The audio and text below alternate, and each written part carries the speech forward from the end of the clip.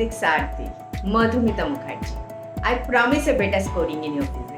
चलो अभी मेरा क्वेश्चन नंबर 19 चालू करते हैं। क्वेश्चन नंबर 19 ये मेरा एनर्जी में लेके आए हैं। तो ये क्वेश्चन आया था 2018 में। क्वेश्चन क्या था? The total energy of a simple oscillator, simple harmonic oscillator is proportional to option A square of amplitude, square of amplitude, question B square of displacement, square of displacement, C is amplitude and D is frequency. चलो ये वाला question मेरा first question है energy का। थोड़ा बहुत मैं बताऊंगी, मुझे लगता है थोड़ा बहुत मुझे बताना चाहिए, इसीलिए बताना चाहिए क्योंकि ये वाला एक्सप्रेशन बार बार आएगा, ठीक है? तो you better know this things. मैं क्या बोल रही हूँ? Total energy equal to kinetic energy plus potential energy. You know that, you know this, kinetic energy and potential energy होता है। हम अभी इतना देखकर क्या डिस्कस किया? v का एक एक्सप्रेशन था हमारे पास, a था a स्क्वायर माइनस, मैंने उधर y लिखा था, इधर x लिखा। क्यों? मैं ऐसे एक मूवमेंट करूंगी जिधर x माइनस x 0 0 ऐसा मुझे सोचना है। y लिखो या x लिखो कोई फर्क नहीं पड़ता, ठीक है? तो मेरा v था ऐसा। काइनेटिक एनर्जी क्या था? Half m v square equal to half of m of omega square into a square minus x. खुश हो जाओ, काइनेटिक एनर्जी में लिख चुके हैं, ठीक है? ये मेरा काइनेटिक एनर्जी। अभी पोटेंशियल एनर्जी चाहिए। पोटेंशियल एनर्जी के लिए मुझे दो बातें बोलना है।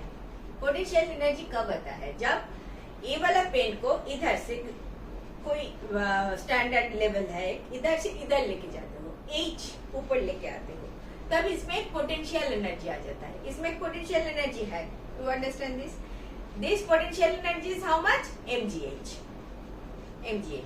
इसको मैं छोड़ दूंगी तो ये नीचे गिर जाएगा विद द वेलोसिटी।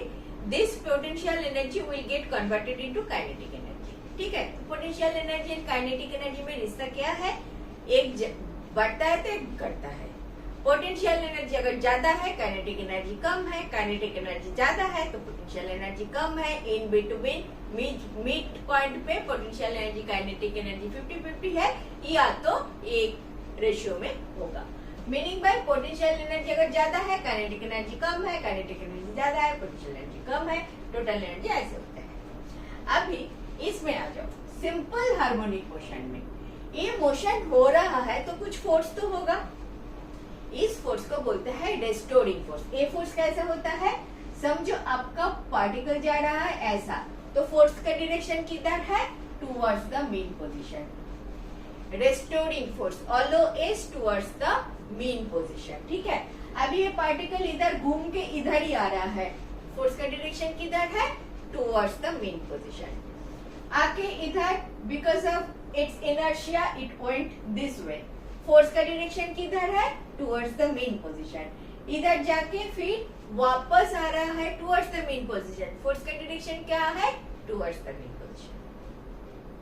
गलती मत करना, फोर्स का डायरेक्शन इधर not opposite to the direction of motion. Force का direction is towards the mean position.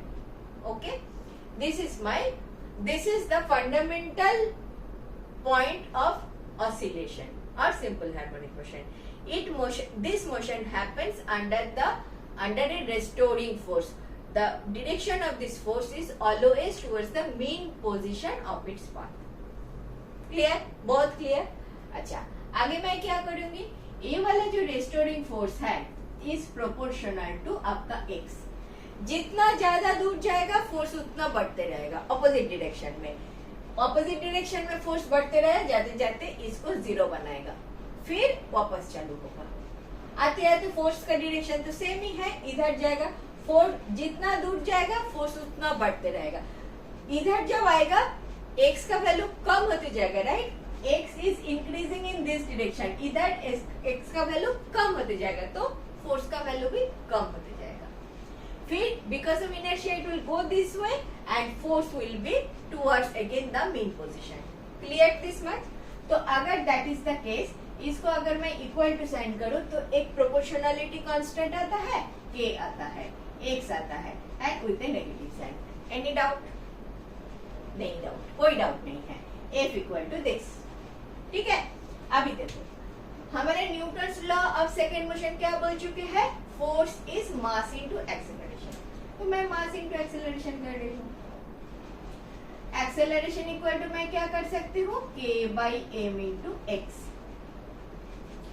याद करो हम इतना देर तक एक्सेलरेशन बोल रहे थे और उसका एक एक्सप्रेशन भी लिख रहे थे। क्या लिख रहे थे? ओमेगा स्क्वायर, y था उधर, इधर x y कोई माने नहीं करता, x is this way, y is this way, ठीक है?